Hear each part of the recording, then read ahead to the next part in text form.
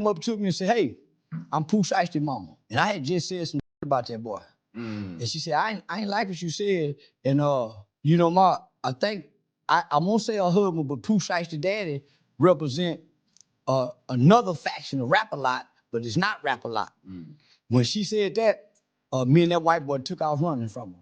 Yeah, she scared me because she kind of gangster. And I ain't said nothing about it. Charleston White just crossed paths with Pooh Shiesty's parents, and listen to this. These Memphis OGs carry a reputation that makes people step careful. You won't believe how CW reacted when they pressed him about the way he'd been talking on their son's name. Behind the loud commentary and viral antics, he'd been speaking on a young man whose roots in Memphis run deeper than most folks can even comprehend. What really happened when authentic street royalty confronted an online personality is wilder than anything trending on your timeline. And yeah, the proof is sitting right there. Before we unpack the confrontation, hold up, let me keep it real with you. Charleston White had been going off about Pooh Shiesty ever since the arrest, talking bold about prison humbling him and claiming authority figures would teach him lessons. He was doing his usual internet routine, going live, chasing reactions off controversy, until he ended up face-to-face with people who take family respect very seriously. Now don't get it twisted like this was just internet drama or clout theater. Charleston had no clue he was about to encounter the woman who raised one of Memphis's most authentic street voices, and the man once viewed as a respected kingpin in the city. These weren't parents pulling up for small talk. These are individuals whose reputations were forged through decades of surviving one of America's toughest environments. And girl, this is exactly why the tension was unavoidable the moment Charleston turned Shiesty's situation into content. So listen close. Let's talk about who Shiesty's mother really is, because we are not talking about an ordinary suburban parent here. She's recognized as a force in her own right. And honestly, her life story feels more intense than most scripted crime dramas. Pooh Shiesty's mother was raised in the same harsh South Memphis environment that shaped figures like Yo Gotti and Young Dolph. Unlike many women pulled into street life through relationships, she already had ties before ever linking with the mob boss. She knew the code, understood the risks, and most importantly, mastered survival in a place where weakness could cost everything. When she partnered with the mob boss, it wasn't romance, it was strategy. It was two hardened figures building something powerful in a constant war zone. Their bond endured federal scrutiny, territorial pressure from rivals, and the heavy awareness that every day carried real danger. What made their connection stand out was a shared mission centered on family legacy. They viewed the streets as a pathway, not the destination. When the mob boss faced federal charges, she held everything together. She handled finances, preserved alliances, and protected their name while he fought his case. That demanded a level of awareness and influence most people never reach. She made decisions with life or death weight, authorizing moves few could even imagine facing. Her respect across Memphis came from years of proving herself, where one mistake could have ended everything. She maneuvered through investigations, rival tensions, and betrayal while keeping the family secure and operations running. She was never just standing on the sidelines. She was deeply involved and fully informed about how everything functioned. Her impact on Shiesty's mindset is impossible to ignore. While his father showed him the structure of the game, his mother instilled survival, loyalty, and the discipline to never fold when pressure hits. She also valued education and legitimate paths, making sure Pooh stayed in school even while operations were being run behind the scenes. But hold up, this is where the story goes deeper than street reputation alone. See, when Charleston White began publicly disrespecting her son, treating his incarceration like entertainment, he had no clue he was speaking on the child of someone who had survived pressures that would break most people. This woman had watched federal authorities target her family, seen rivals try to wipe out her loved ones, and never folded once in her life. Now listen to this.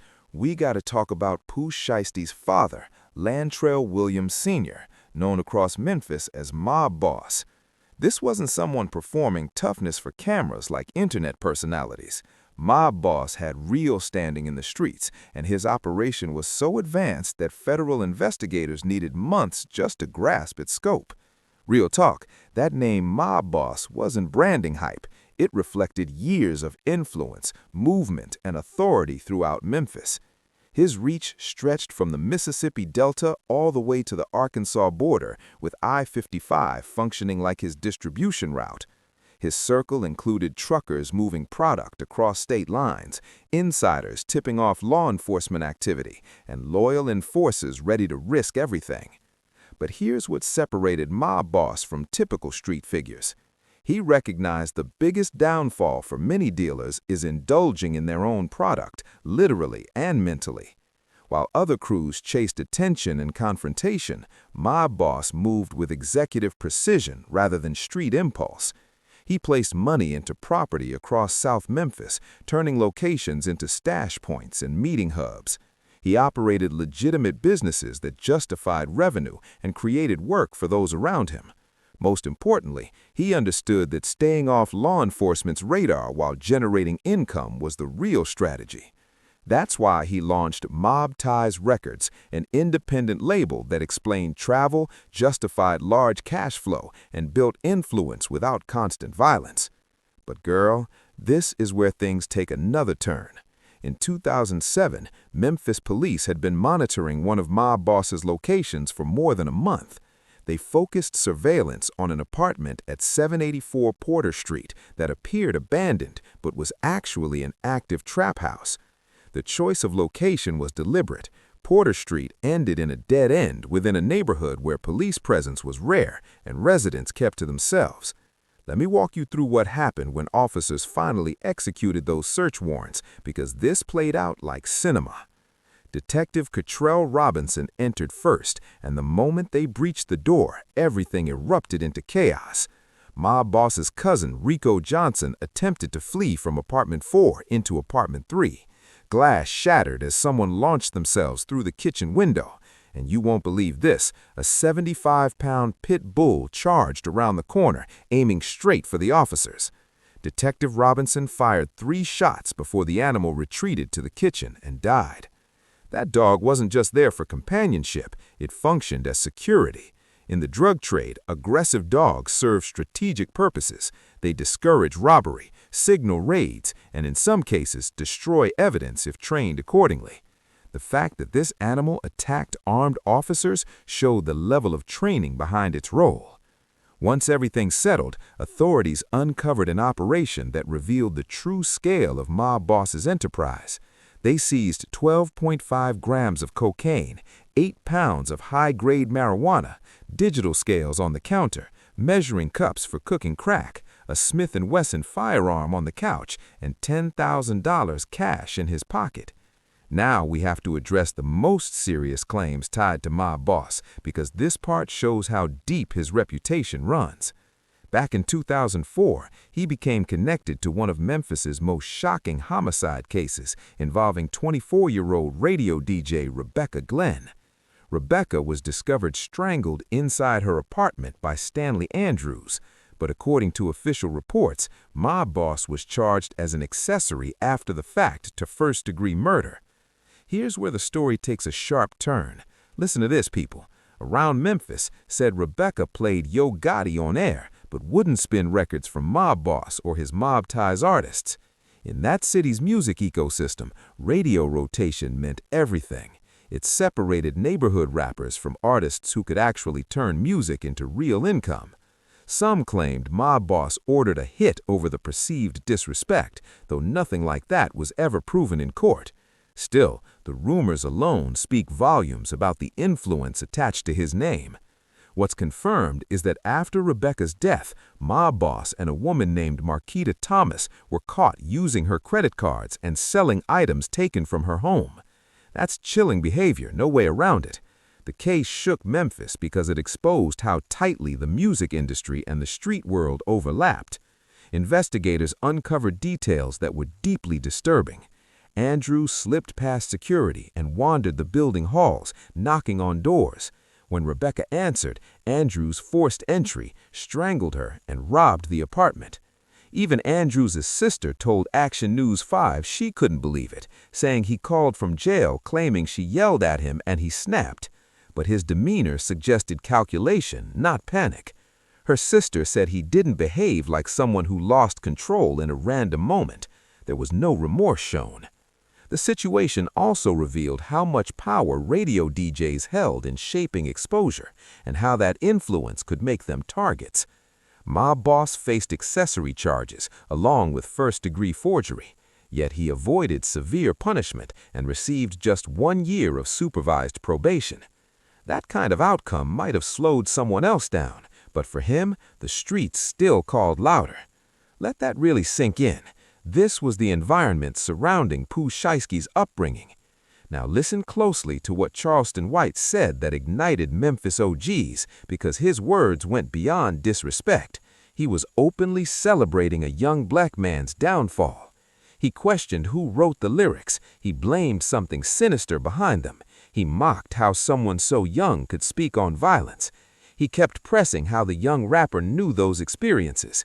He even questioned how he understood killing the way he described. After Pooh Shiesty received a 63-month federal sentence, Charleston White went live laughing about it like entertainment. He framed Pooh as someone reckless in the streets, shooting and acting without restraint, like a video game playing out in real life. He suggested prison would force discipline and mocked the idea of authority teaching lessons. During one rant, he declared authority doesn't play. He said the system placed strict supervision on him. He talked about probation officers controlling behavior. He kept emphasizing how supervision forces compliance. He kept referencing Pooh Shiesty directly. He implied strict control would prevent future problems. He essentially celebrated the supervision awaiting him after release. He repeated that probation would keep him in line. He claimed people like him need oversight. He argued supervision is the best way to control someone from the streets. But hold up, this is what really angered people. Charleston mocked how someone once considered dangerous would now be powerless. He called him dangerous before. He said the streets once defined him. He mocked online behavior replacing street activity. He compared past gunfire to keyboard sounds. For those who understand the culture, disrespecting someone's child from a respected family invites serious consequences. Charleston was ridiculing incarceration while applauding government control over the young man's life. The harshest part was him acting like he knew what direction Shiesty's life should take. He claimed prison would reform him. That tone came off deeply condescending, especially from someone who never lived that reality. The real moment that shook people came when Shiesty's parents decided they had heard enough. They weren't chasing attention or viral moments. They were seasoned figures, shaped by decades in Memphis's toughest environment. When they approached Charleston, there were no cameras or posts. It was a direct confrontation the old-fashioned way. No online theatrics, just real conversation about crossing boundaries. Charleston quickly realized this wasn't internet drama. He stood before people who lived experiences he only speaks about online, people who endured federal cases and real street conflict firsthand. The atmosphere shifted the moment he understood the seriousness. They weren't there to debate content or algorithms. They came to make clear that mocking their son's situation would not be accepted, period. Then she approached and introduced herself as Pooh Shiesty's mother, and that happened right after he had been speaking about her son. She told him straight up she didn't like what he said. And listen to this, she made it clear Pooh's father represents a powerful circle in the rap world, and it's deeper than industry talk. The moment she said that, Charleston and the guy with him quickly backed away, for real. He admitted she intimidated him and said he hasn't spoken on it since. You could read it all over Charleston's body language that he realized he had crossed a serious boundary. The same man who laughed about Pooh Shiesty's federal case suddenly showed a whole different level of respect when facing the family. After that encounter, his tone shifted completely. The one who had built content around Pooh Shiesty's situation became apologetic and promised he would never bring his name up again. He even admitted he respected the energy. He repeated that he genuinely respected that presence. People asked what exactly he respected. That was a clear moment of humility. Going from bold online commentary to promising parents silence is a dramatic turnaround.